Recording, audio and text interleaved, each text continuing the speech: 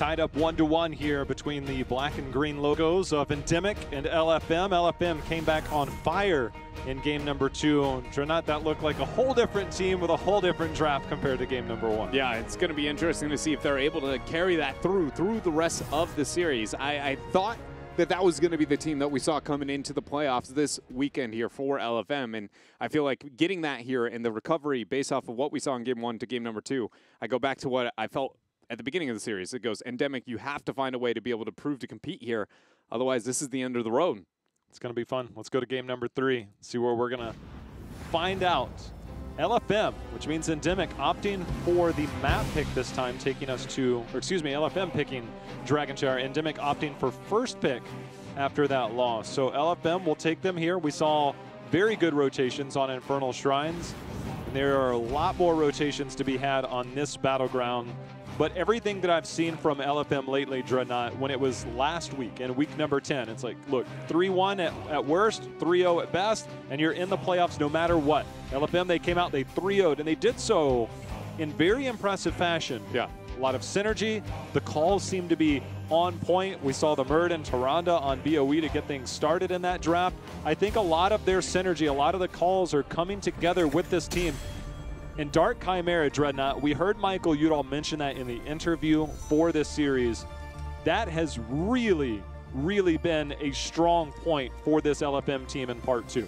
It has been. It has been huge here for this roster to be able to kind of thrive in the fashion that they have been able to do so. And I think, you know, looking at LFM of old, maybe to LFM of the last game, looking at that white main lashes over the wall while your Diablo shadow charges over the wall, it shows the difference from the frontline backline synergy that we get from them now than we have in the past. And I think very much is why they are, I feel like they're, you know, a almost blossoming team here within North America. I want to see the approach on Tyrande versus white main. Very different approach for these teams. Endemic, will they ban a Diablo?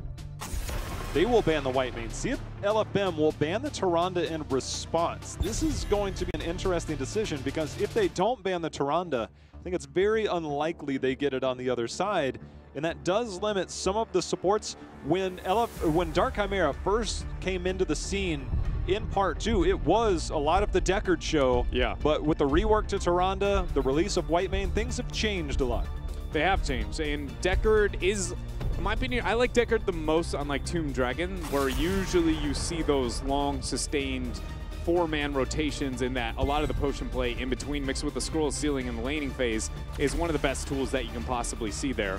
It helps with the playstyle, but it makes you run a pretty heavy 1-4 most of the time. It doesn't make fluid laning, and a Tyrande kill potential can make for very fluid laning on Dragonshire because of that offlane kill potential. So I don't totally dislike it, but I think it puts you kind of on the back foot, and suddenly LFM's got to find a way to make sure that at least the 3-man over mid is very, very powerful in wave clear. With that being said, Endemic was one of the teams after they had their role swap and then the off weekend with a couple of subs, they did come back on this very Battleground and try the different double support without the traditional tank style of play.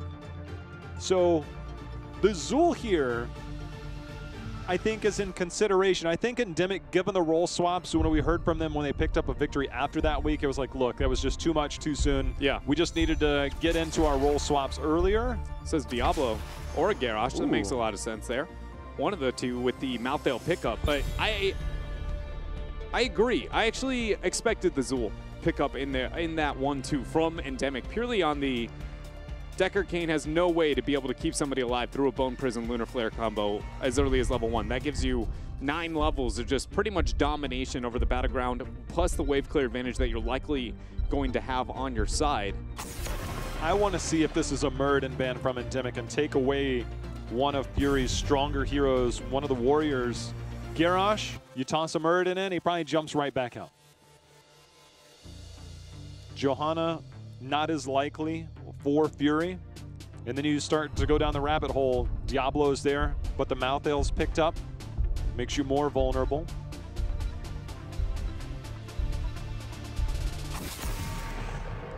Johanna shows how much fear on wave clear they have. But This is wild, man. I've had a lot to say, but I feel like it's too much for this draft itself when it comes to the Zool play here. If you're worried about the wave clear advantage on the side of LFM, it seems like you would be more concerned with the Zool if you considered that to be a threat at all with the double support. Even though it's not a Toronto composition, I think you can still get away with that with something like a Tassadar, 2-man wave clear permanently at any point in time. We do get the Zeratul and then the Uther still selected there, and I'm expecting that last pick to be the Zool, and that's what I'm saying. No, you got something else? You got to get some range damage in here. I guess that's true. This is the Urel solo? This is the Uther tank. Bringing the hammer. Can we not call this a tank? It's a double support. Please, it is a double support composition. He will be in the primary. He will be the guy tanking the damage for the team. And bringing down the hammer for the stuns.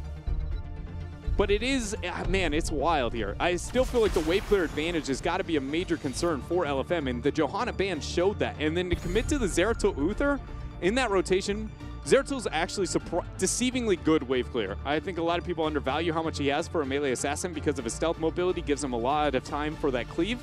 But it's not something to maybe write home about, and especially compared to the Vala and the Tassadar, the last pickup for Endemic. What's the range? Who's the hyper carry? I honestly believe they wanted that to be a Vala to protect Droplets, who's been doing amazingly well on that Vala for them the last 2 weeks. They end up with the Cassia, so they get a similar style of play. Cassia, very high damage output. It falls into the same category of very risky in terms of your range. Cassia, another one of those short-range auto-attack heroes. For being a ranged hero against the Garrosh, you're within that Groundbreaker range at almost any moment you step forward. So the Cassia pickup, it fits right into what we've seen lately. You protect Droplets, keep him alive, and let him do work. It's gonna be wild. I can see the team fighting thought process from LFM. It's the lanes I'm worried about. We're on Dragonshire here, J-How. The Zeratul has to be the offlaner. I don't think he can be in the 4-man at all. I think he's that mid top. I don't think he can rotation. do that. Trust me, I'm with you. If Zeratul goes there, that means that Urel is in top. If Urel is top, that means the 4-man of LFM, I look at and I go, I'm killing every one of you because you have no melee that has any reasonable HP standing between you and I. If I'm Garrosh, I'm constantly right-clicking your side of the base because there's no reason for me to. A line of scrimmage, I'm going to take that and place it 3/4 on your half and be like, that's the new line we're drawing. That's why I really like the Garrosh in this. Like, if I'm an Uther and I get flipped in, I don't have the mobility. I can't get out. Yeah. That's why the Johanna band came in, and they're like, well, you don't have wave clear. Even if you go Murd and you still lack wave clear, you have the ability to get out. But this is the tank Uther, or the second support Uther if you're a Dreadnought person. I don't know how to categorize it other than it's our warrior player, Fury, getting his dance on, playing the Uther in a similar situation. I just don't think roles are defined by the person who plays them as much as they are the character and the role that they have themselves, you know? It's like saying that double support, when the offlaner started playing the second support, we started calling it offlane support meta, and that wasn't what it was. It's a double support. It's a double support. Where do you categorize Zool right now? I would put him as the closer to a tank out of any of them, for sure. But definitely still in the just tankless-ish role. I consider it more of a double support with like a bruiser front line. The biggest thing, though, is that wave clear advantage that Zool provides, which right now we're watching come to light a little bit here. Endemic able to pull ahead. You see the interesting lane approach already from LFM trying to find a way to recover. Well, not only that, I anticipated that Cassia to be Droplets. And that is indeed Figgy leaving Droplets to flex on over onto the Zeratul. You can see waiting in the wings at the top left. Post level 4, Zeratul wave clear gets better. Has that bonus damage on his cleave, helps for the wave clear. But throughout the game, that will be an area that they struggle. I mean, think about if this team gives up a DK.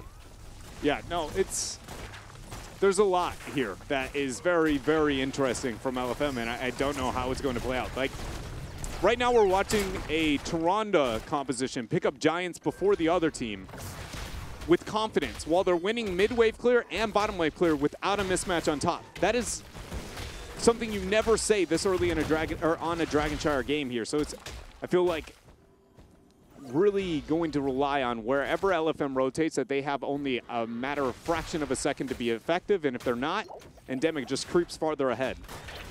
Well, here's the Shrine control in the early game. Dark Chimera will move forward. The support face-off as Figgy trading out with Daneskin very favorably for the Cassia pickup. Droplets trying to hold point in the middle, allowed for the capture of the Shrine bottom, but ate a lot of damage in the meantime. Gonna make the rotation back down towards bottom. Be able to help deal with some of these giant threats, gain the bottom control back. Zeratul and Uther are gonna make their way towards top.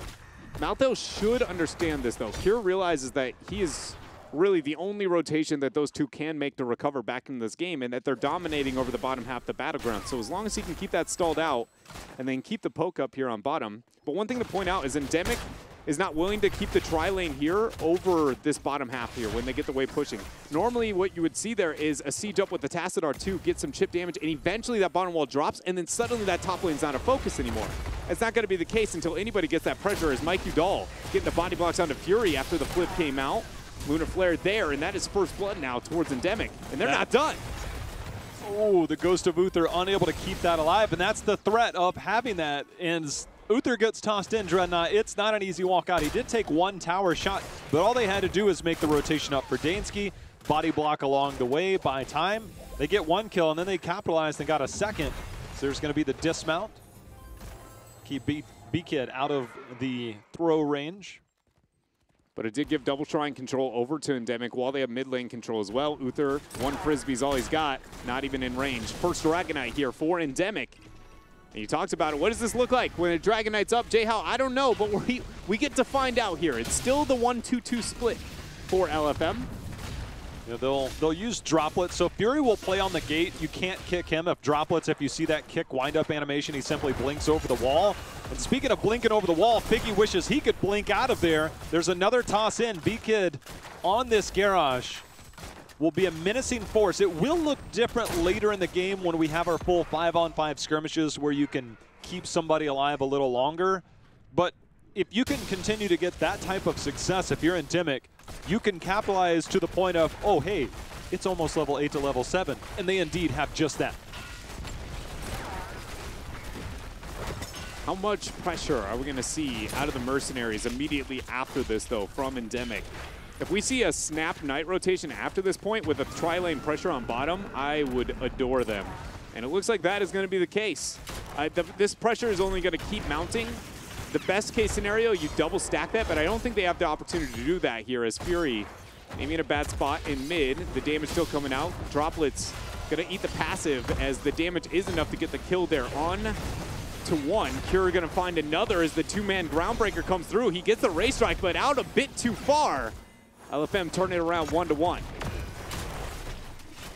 Trying to have the impact there. Figgy walks away, does get a nice blind in to make sure that he doesn't take any more damage, but here's that clear. Droplets will make good use of the wormhole, be met by the Sentinel on his way back out, but the defense is still going to be here. Figgy being very aggressive, Dreadnought. Yeah, he is, and he's actually not going to get punished there as the combo goes out onto Droplets. Able to get the teleport out in time as the Indomitable, they're used by B-Kid. Figgy trying to track it down. Mikey Doll gets blinded, not in range for a fem thanks to B-Kid there with that Groundbreaker.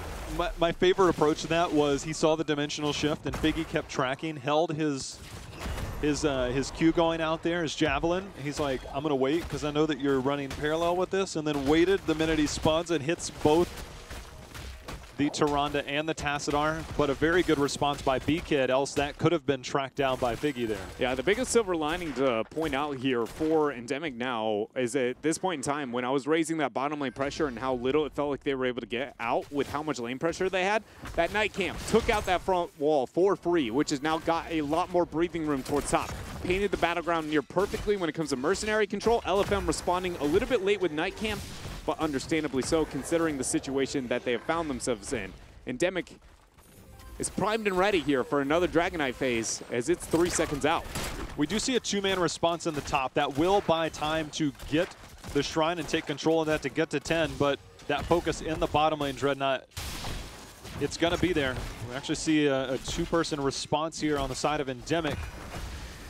Michael Udall will come in for the wave clear with that Psy Storm.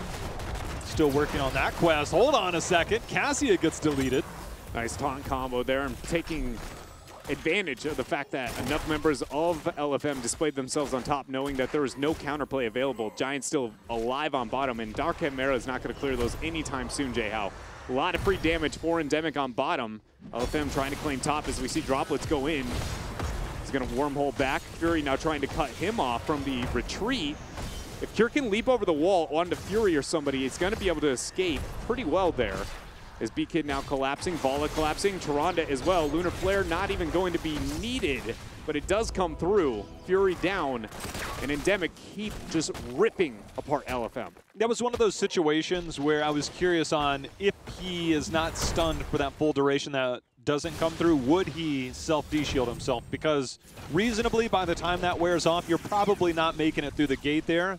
And that is something that's always the question of when we have these people that are playing a role, or a hero, I should say, that they're not traditionally on, is their decision-making different? We didn't get to find out there, but we'll keep an eye on that.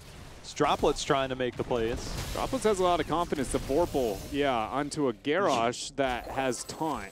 Had to self-void. Now is going to walk his way towards the top lane. That's a major cooldown, Dread. Yeah, it's one of those ones I can definitely understand his thought process. Things are getting dire, and he can feel it. This game is quickly getting out of control as the two-man Warbringer, or Warlord's Challenge, ends up hitting here.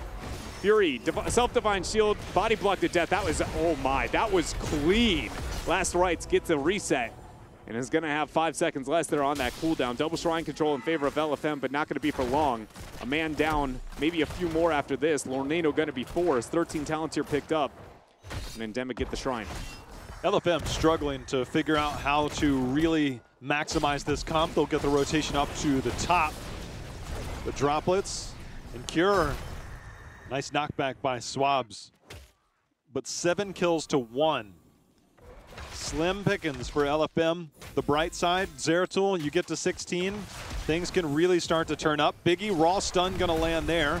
As the Indomitable use will bring in B-Kid. Lightning Ball use as well. That's a big cooldown. Didn't get enough damage to be too threatening. Fury flip back as the control is here for Endemic. B-Kid's the focus for now. Lornado comes out splitting Fury, but he's got a lot of armor. Shadowstalk there with the hot over time.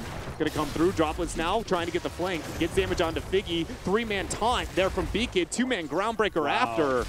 And now Cure looking to clean up shop here as he finds Droplets maybe out of position. 3 seconds. I was going to say, if he didn't have a blink there, he's 3 seconds away from another VP. That's not where you want to use it, but does have that available. DK picked up. Will move down this mid lane. As the kick back onto Swabs will buy some time before it will inevitably fall. And now he'll move his attention to join his team in the bot lane, where they've already started working on that bottom fort and then some.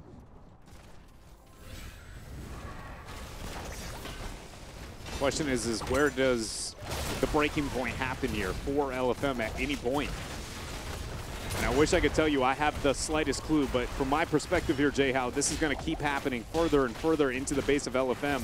If they have a play, it's going to be here up before the 16. They got to make it happen, but they kicked away the Uther. No Divine Shield available for now.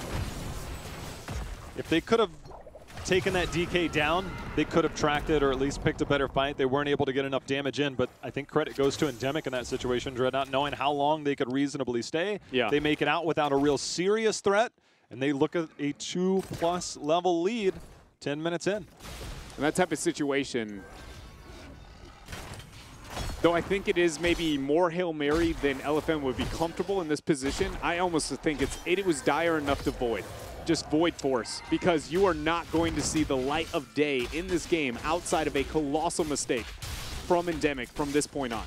But we'll see if they can find that mistake in some way, shape, or form. If it's so, maybe on bot lane during the siege attempt from Endemic, as they have a double camp stacking, going to be able to get the clear on those Giants with the 16 talent tier advantage. I like what they're doing there.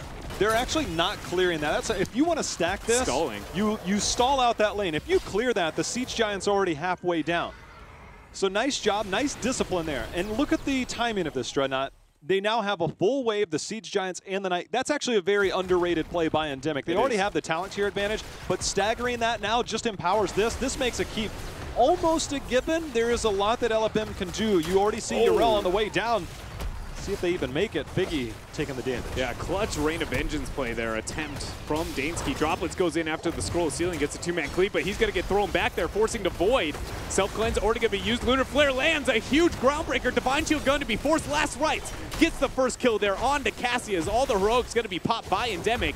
They get the keep, but they are not done. They're questioning if they can go for the core. 12 minutes in, this is not a for sure game, but definitely good chances, J-How. Droplets, you can see the ping onto him. He has been revealed, goes in. He does not make it out. That is 2 members down. The shields have fallen onto this. There's a 2-person taunt, a toss, and B-Kid has done magic on this Garrosh this game, as that's 3. We'll make it 4, and just for good measure, we'll make it a 5-man team wipe here, as Endemic will go up 2-1. With a brilliant showing here on Dragonshine. Now, I've never seen a series in my life as polar as this one has been. Game 1, dismantling, starting from the draft in against LFM in favor of Endemic. It did not really look that close once the snowball got started. Game number 2 felt almost inverse, a little bit more competitive, a little bit longer, but I would also argue the Battleground supports that playstyle a little bit more. And then Game 3, back to the draft, Endemic get the upper hand, and it just rips through any game plan that LFM had on Dragonshire here. Now find themselves 1 game away from moving on to Team Freedom. The seesaw battle between these teams is very evident, and you could wonder, is it the draft? I mean, this time we see Fury on an Uther, something we haven't seen. They've clearly been practicing it, but to what degree? I mean, you look back and you say, Justin, how long have you been practicing Uther? He's like, my whole life. I don't know. I mean, it's not a this year thing. He experiments in many different ways, and so it looks different. The team functions different. It's the same thing I say about Medivh teams, right? I mean, you can have the best Medivh player, but if you're not a Medivh team and you don't practice it, you don't know all the quirks around it, Medivh is very much a full team hero, and that's why he's so different at competitive level versus the regular level. Double support can function in a similar way. It's more forgiving. There's no mistake about that, but how the team functions within that does take a lot of practice, and these teams are putting in a ton of work this week. They're preparing for playoffs, the biggest games of their lives. But sometimes one small mistake with these compositions, and this one it seemed like early game wave clear was enough, but credit to B-Kid in that game, Dreadnought, he found every opportunity and capitalized. Yeah, he did. He very much played out of his mind there on the Garrosh, setting up plays from beginning to end. I feel like that was an example of a hole within a composition and one player having the tools available and more so the prowess within the game itself to just show and highlight some of the holes that existed. Because I very much think it was this is a wave clear problem from LFM, and then B-Kid goes like, wait a minute, they don't have enough to stop even me just walking up to them because we are so much domination in other parts of the Battleground. I can spend time setting up my ganks and my kills like he was able to. It's a great job from Endemic. I'm honestly awestruck at how this has unfolded so far. A lot of my perspectives of what we would see from either team is very much kind of gone out the window. The one thing that I did expect that we are getting is both teams have elevated, but again, the draft and the success and competitiveness, a different case. When these teams are on, they're on.